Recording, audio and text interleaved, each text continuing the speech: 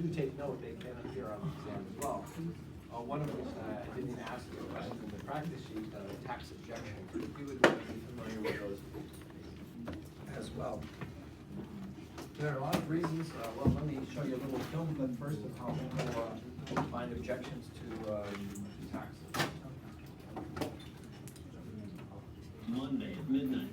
This was the last second seen last year here in New York. No surprise, how can you get it done early when it's so complicated?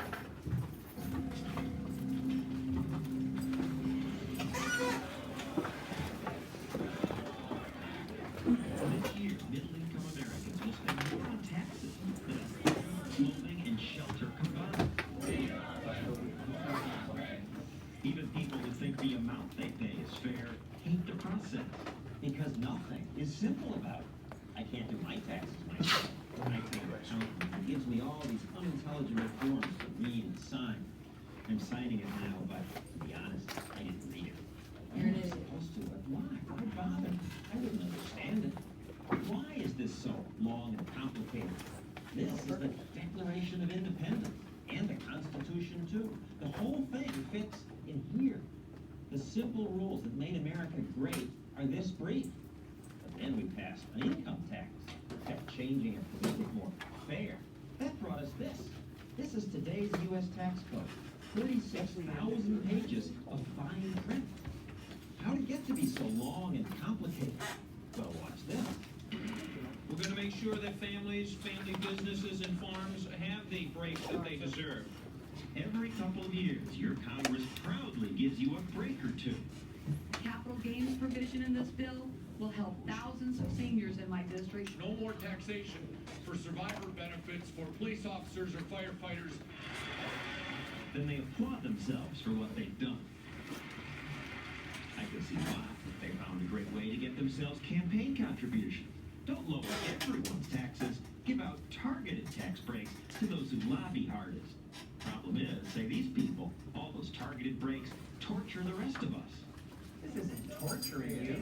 It is. They actually make this as complicated as they can imagine and punish you when you don't get it right. There's so many rules, so many regulations, so many complications, and so many forms, it's almost impossible. Think of the energy and creativity, let alone the money, that's wasted on this torture. The government says the time amounts to 6 billion hours per year. That means over a lifetime, the average taxpayer will spend 4 months doing this. Subtract line 32, which is, how long does it take you to do your taxes? Oh, boy. Sometimes, you know, it can take me literally months. And then 6 months later, you get a notification that you've done something insane, and you don't know, you have no idea how to correct it. Most of this group won't even try to do their taxes themselves. Yet some of them are accountants and tax lawyers. I have nightmares. I wake up in cold sweats about 3 times a year. Why are you scared? You're a tax lawyer. I've seen the tax code. I know how complicated it is. I know how the IRS works and what they can do on audit. Too many people are wasting too much time, too much energy dealing with this ridiculously complicated tax code. But wait, the Okay, so,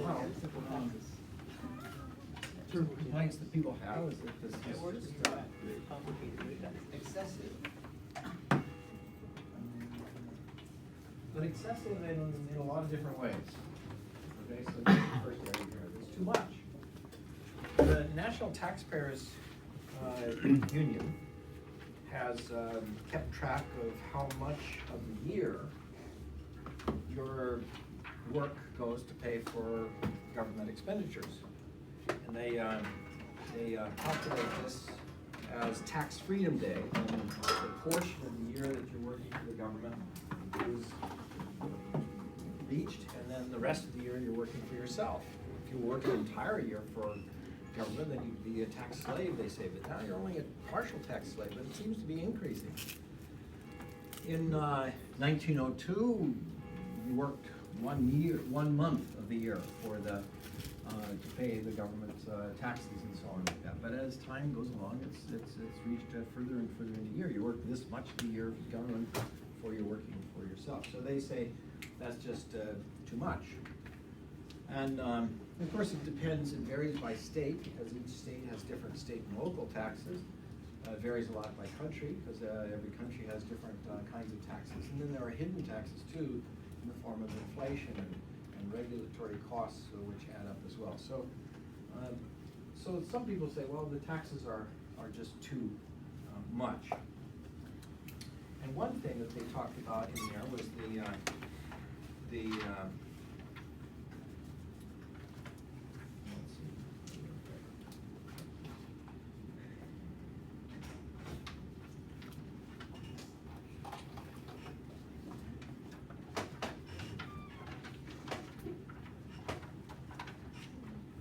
If you look at the income tax over the years,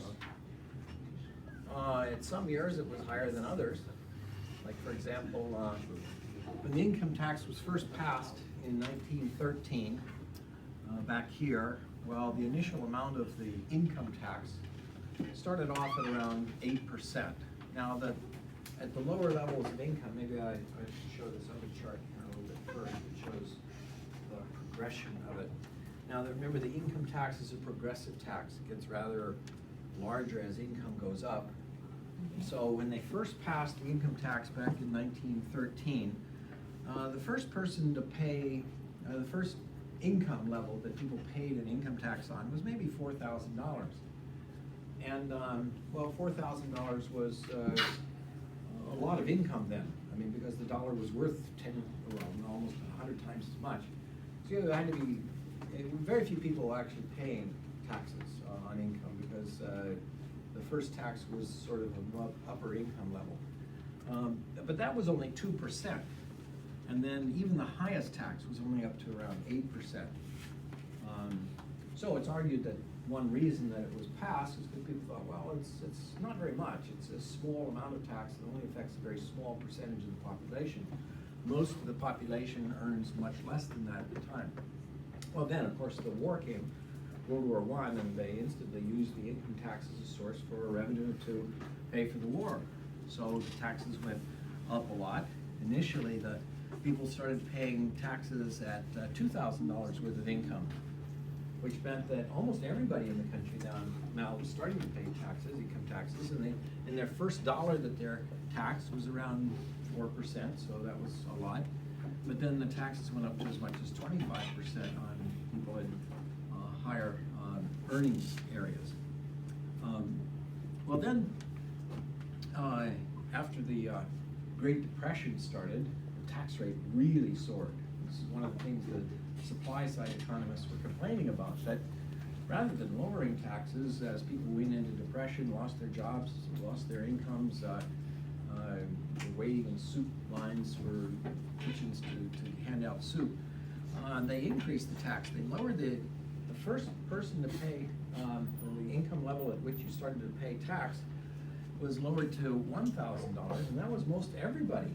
In other words, it was the biggest increase in coverage of any tax in American history by suddenly lowering the taxable amount to $1,000, which almost everybody who was earning a living in those days had. And the first tax was maybe 5% or so, but then it went up to as high as 65%. And it also became retroactive to the beginning of the year. In other words, yeah, you didn't pay it until April the 1st, but you were starting to pay taxes as if you were taxed on that back in January the 1st. Well then, in later years, the tax rate started to apply to people with any income of $500. So any kid with a yard job or raking leaves and so on was paying a 20% tax on the first dollar that they earned after the 500, and then the tax rates went up to as much as over 90%. And then, so that was during the Truman and the Eisenhower, the Roosevelt and Truman and Eisenhower administrations, and then later it brought down. Today it's around 40% for the federal tax. This is just the federal government. Half the taxing in the country is the national government, and the other half of taxing, generally speaking, is local and state governments. So, so for this period of time, the highest tax rates were during World War I, where the tax rates went up to around 80%. So if you earned an additional dollar you were getting charged an 80% of the money, where 80 cents would go to the government, and you got to keep 20 cents. Then tax rates went down during the 20s, known as the Roaring 20s. The economy sort of boomed, and then when the tax rates went up during the 30s, during the Great Depression, and the tax rate soared to over 90% and remained high. Now, it was this time that this journalist is talking about when the tax code became very, very complicated, because everyone who had the liability of having to have to pay taxes of 90%, suppose that, you earned $1,000, and the government says, well, you have to give 90% to the government, $900, you get $100. Well, naturally, that became in your interest then to start lobbying your congressman and senator and saying, well, look, how about if I give you a campaign contribution and you can exempt me, you can write a law that will exempt me from the tax code, okay? Did I mention this before? But anyway, so there's an enormous incentive for this person who doesn't want to pay 90% in taxes, and this congressman who can write legislation to exempt you from the tax code. Now, how can they exempt you? They can't say, well, Queen Gretchen isn't going to pay taxes. No, they write out a law that seems to be general, to apply to everyone, but it's actually written in such a way that it really only applies to you. Now, to give you an idea about how that works, I'll give you an example from another situation. When I was working as an international economist in the Department of Commerce in Washington, D.C., I was working in the Office of Energy Programs as the special assistant to the director of the Office of Energy Programs. Wow. Okay. Was that the title? Yeah, good title, good title. Yeah. Special assistant sounds really. Wow, right? So he says, his name was Phil Drury. I don't know if anybody knows Phil. No, at any rate, he says, well, Ken, I'd like to have you write up a position description, because we're advertising a job to the entire country. We're gonna hire a new person to fill this seat, and we're gonna advertise to the entire country this job, so that everybody in the country can apply for this job. Okay, so then I say, well, what would you like me to put into that position description? And he says, well, here's the resume of my friend. I want you to draw up that position description so that only my friend will qualify for that, right? You heard that before? I used to do the posting for federal jobs. That's how they work too. Yeah. Still to this day. Yeah, yeah, they do, and fortunately for me, I quit government right after that and didn't have to actually fulfill that task, but that's the way it was. I mean, there are lots of stories that I can tell about that. Oh, here's another story I'll tell you, just because this is my favorite class. You got it. One time in the Commerce Action Group for the Near East, that's otherwise known as CAGNY, Commerce Action Group for the Near East. Okay, they put it together real quick because the oil countries had just raised the price of oil a lot, and everybody's paying 4 times as much for oil, and so suddenly they're trying to promote businesses in the Middle East so that the money can be earned back. And they hired quickly from all over the Department of Commerce, and they hired these 2 secretaries, receptionists, at the entrance to the office, and they did nothing. They did nothing. Well, no, I shouldn't say that. They ate a lot. They sat there. They sat there. They talked to each other, because there were 2 of them, and they could talk to each other. And someone would come into the office and they'd kind of ignore them, so they were no good as receptionists. If you asked them to type a letter, when there were such things as typewriters and things like that, you asked them to type a letter for you, and there were so many errors, you had to retype it anyway. So I went up to the director of the office of the Commerce Action Group in the Near East. I said, his name was Roger McCollum. I said, Roger, what are you going to do about these, I don't need to be pointing to you, sorry. What are you going to be doing about these receptionists who are just getting in the way, And he says, can you fire them? No. No one can ever get fired in the civil service. In fact, one guy tried. He spent 200 hours trying to document why he could fire somebody, and actually he got reprimanded for spending so much time on trying to document this case. No way, isn't that impossible? What are you gonna do? No problem. I'm gonna write them excellent recommendations to get them promoted to another job, to another office at a higher pay, somewhere else. Well, I don't know, some strange things go on there. You guys have been in government, you know, you've seen it. It's no different. Yeah, it's still. It's still the same. But, so, Look at the just GA. as the guy could write a position, as a guy could write a position description to fit one person, this congressman can write tax law that fits this one person. Because it can't have her name on it, it's gotta have her situation that only she will qualify for at that moment. But as soon as it's on the books, oh, and by the way, the way he gets his bill passed is that he does log rolling with a number of other congressmen and senators that have other friends that they wanna favor in the tax code. So now you get taxes, 100 different kinds of new tax laws, fitting all these people different situations. And once it's on the law books, then everyone wants to see if they can get their company to fit that situation, so they too could qualify for that tax rate. So that's how it gets to 40,000 pages of tax laws and opinion judgments and very, very complicated. And they're always talking about, we're gonna simplify it, but look what, if they just simplified it and taxed everybody the same, a flat rate or something like that, what would that do to the opportunities for you to sell favors and get campaign contributions? Gone, yeah. So in order to protect your ability to get campaign contributions, you have to keep it very, very complicated.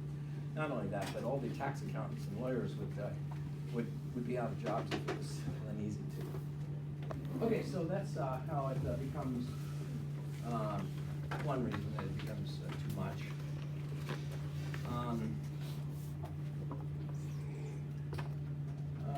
Okay, then it also becomes, well, too many. As I've mentioned before, when I was talking about different tax types, there's dozens and dozens of different kinds of taxes. Most of which are actually regressive because they build onto the prices of things, and people who will pay them are just passing along to the consumer, and that's a regressive tax because the lower income people pay a higher percentage of their income on taxes than the higher income. Okay, but here's a case where a guy said, I'm a bicycle repairer. I suppose there is any fans of Monty Python that know about bicycle repair. Okay, so this guy repairs a bicycle. He repairs a bicycle, and he asks for $100. And as this guy is writing out a check to repair his bicycle, he says, well, you know, I could have bought a new bike for a couple $100 or something like that, and he kind of was grumbling. It seemed like an awful lot. And he says, well, wait a minute, before you complain about the $100, I don't get the $100. There's taxes built into the price of these things. You know, I'm gonna have to pay $4 for the general excise tax, appropriate name, but get general excise tax. I'm gonna pay $15 for the FICA, which is the Social Security and Medicare and those taxes. Oh my God. And which is the employer and employee's portion, because he's self-employed, he has to pay both sides of it himself. And then the state tax is gonna be $10, and the federal tax is gonna be $28. So altogether, you know, he's paying $57 in taxes. So he only gets $43 of his own. Because I'm working for the $43, I don't get $100. And then by the way, when I use that $100 to buy something, let's say to repair my, you know, to fill my tool chest for bicycle repair, then I have to pay those same kinds of taxes. This guy has to pay those same kinds of taxes himself. So there's taxes upon taxes upon taxes. And then you, in order to get $100 from your employer had to pay, not counting the employer's portion of the Social Security, you have to pay $180 in cost to you just to pay, so that you have $100 left, because by the time you get $100, you paid all these other taxes, but he had to pay. It's taxes upon taxes upon taxes. Too many taxes, he says. And that's hidden mostly from people's view. They only see the price, not seeing all the taxes that are built into it. And other people say, well, it's too complicated, just like they were saying, you know, there's thousands of pages. well, who can read all that? Well, actually, it's, people really don't read all that stuff, but they hire somebody to do that for them. They hire CPAs. Is there anybody who's studying accounting and planning to be a CPA? Good, okay.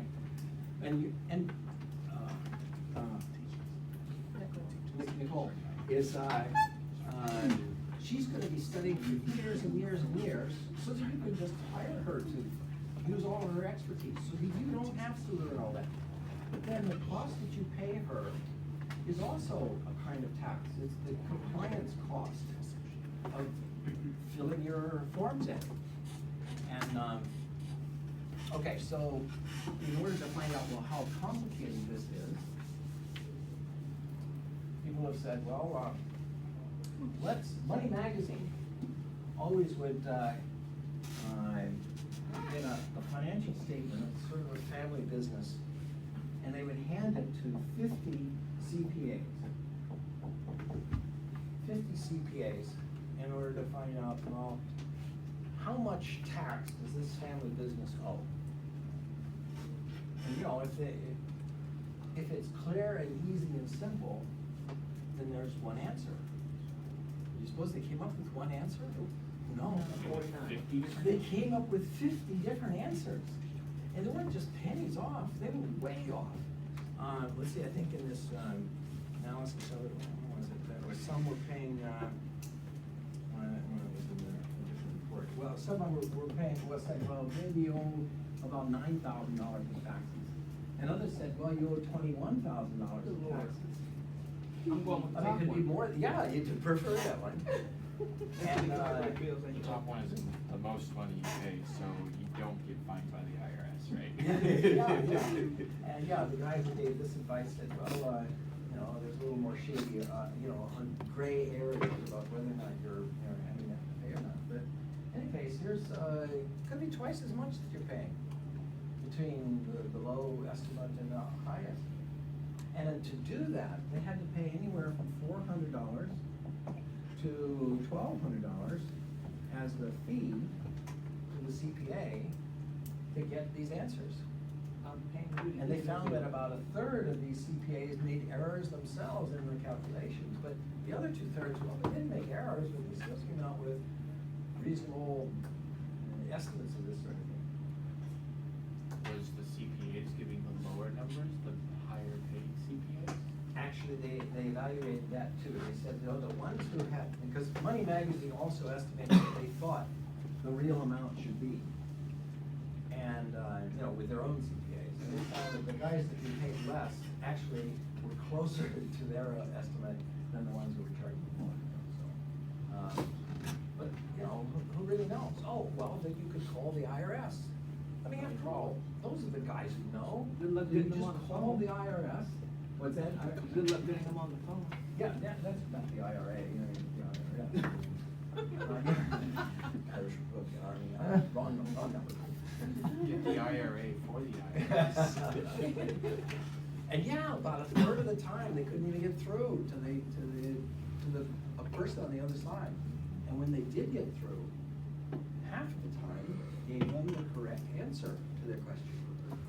That means the other half of the time, they got the incorrect answer. Because a lot of times, the IRS agents themselves were befuddled and didn't quite know how to answer the situation. But no matter, they're not the ones that are gonna be liable for the answer, you are.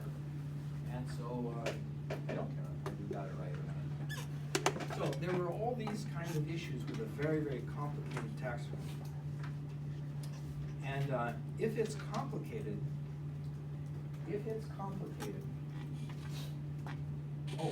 then the IRS itself, they were audited by the General Accounting Office.